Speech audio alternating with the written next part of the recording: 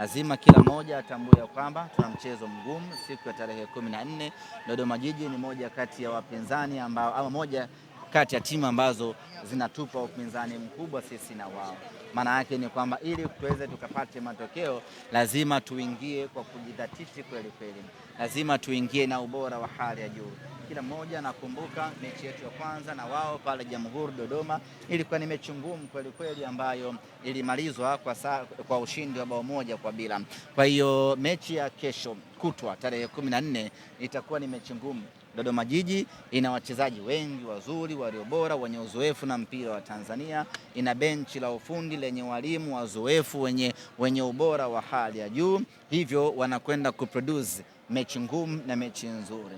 Lakini yote kwa yote, maandalizi ambayo tutafanya kwa muda wa siku hizi mbili ndiyo ambayo yatakwenda kudetermine tutakuwa na mchezo gani siku ya tarehe 14. Kuna baadhi ya nyota ambao kwenye mechi hiyo wameonekana kutoka wakichechemea, lakini baadhi wakilazimishika kufanya mabadiliko kama Abdulrazak Kamza, lakini pia tumemwona Leonard Ateba akitoka akichechemea. Pengine hali inaweza likawa ni sehemu ya wasiwasi kuelekea mechi ya Dodoma Jiji.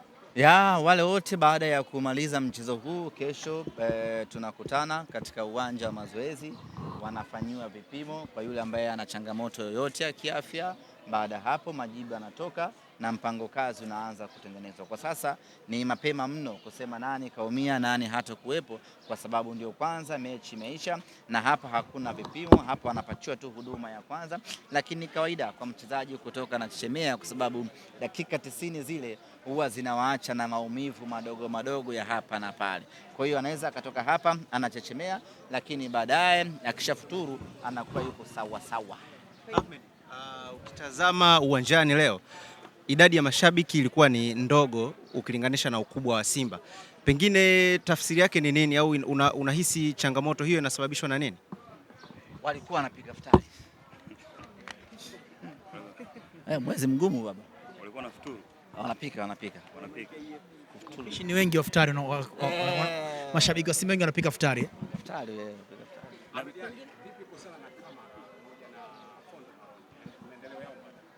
Wanaendelea vizuri, lakini mwalimu alichagua kuwapumzisha katika mechi ya leo ili waendelee kuwa timamu zaidi, na mechi ya tarehe 14 mwalimu ataamua awape nafasi ama waendelee kupumzika zaidi, lakini afya zao zinaendelea vizuri, na mechi hii mwalimu alichagua kuwapumzisha kama ambavyo amepumzisha nyota wengi hasa wa kikosi cha kwanza, ili waendelee kupumzika wakijiandaa na mechi dhidi ya Dodoma Jiji.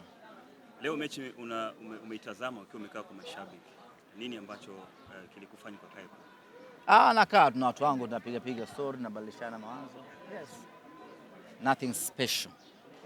Imekaje hii kwa Awesu, mechi ya 3 kama mfululizo hivi nakuta akicheza jamaliza dakika 90 lazima apate majeraha. Na analalamika ni mguu, unaonekana ni huo. Amelalamika ni mguu. Anapata majeraha, anatoka na chechemea. Na chechemea na kwenda taratibu. Unajua wimbo huu? Kimdogo haizi kujua. Ngoma za kina Msondo Singinde hayupo.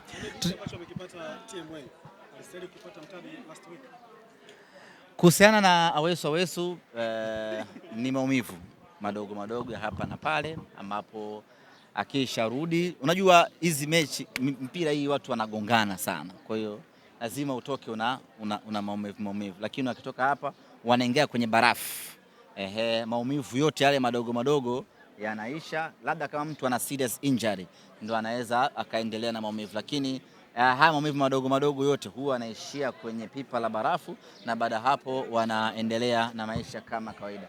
Kama atakuwa ameumia zaidi tutawapa taarifa zaidi. Ahmed Ali, kwa upande wa Simba nataka kuuliza kama mna mtaalamu wa psychology, kwa sababu naona kwa upande wa Budo imekuwa kama ni changamoto, kama ni mchezaji mzuri lakini psychological yake kama haiko sawa. Vipi na mtaalamu wa psychology pale Simba? Mimi nadhani tukuchukue wewe kwa sababu wewe ndo mtu wa kwanza kugundua kwamba Budo hayuko sawa kisaikolojia. Wewe ndo mtu wa kwanza. Sasa mimi nadhani tukuchukue wewe mwanangu Lugano Israel ndo mtu wa kwanza kudiscover ya kwamba Budo hayuko sawa kisaikolojia.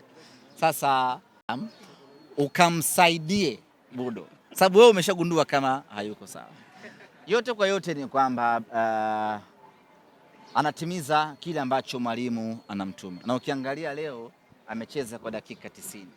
Maana yake ni kwamba kile ambacho mwalimu alihitaji Joshua Mutale SGR akifanya amekitimiza, ndio maana hakuweza kumtoa. Kama angekuwa hatimizi majukumu yake, naamini mwalimu angemtoa. Otherwise tupate nafasi siku moja tumuulize mwalimu Fadlu, pengine yeye ana jicho la tofauti na mashabiki wengi ambao wanaliona. Pengine yeye kuna namna ambavyo anamtazama Joshua Mutale ya kwamba anatimiza majukumu yake au la. Kwa hiyo kwa mimi niseme tu kwamba kwa kuwa mwalimu hakumfanyia mabadiliko, tafsiri yake ni kwamba ameridhishwa na kiwango chake. Kama kuna lolote mwalimu Fadlu tutakuja kumuuliza siku moja, mwalimu unamreti vipi ama una comment gani kwa mchezaji fulani. Bwana, swali langu la msingi hujanijibu. Lipi hilo? Kama Simba mna mtaalamu wa psychology? Hatuna mtu mwenye matatizo ya akili, kwa hiyo hatuna sababu ya kuwa na mtaalamu wa psychology. Kwa hiyo makosa yote ambayo Budo alikuwa anafanya ni kama mwalimu ndivyo alivyokuwa amemwagiza akafanya, sababu hata mashabiki walikuwa wanashuhudia hicho kitu ambacho kinafanyika. Amefanya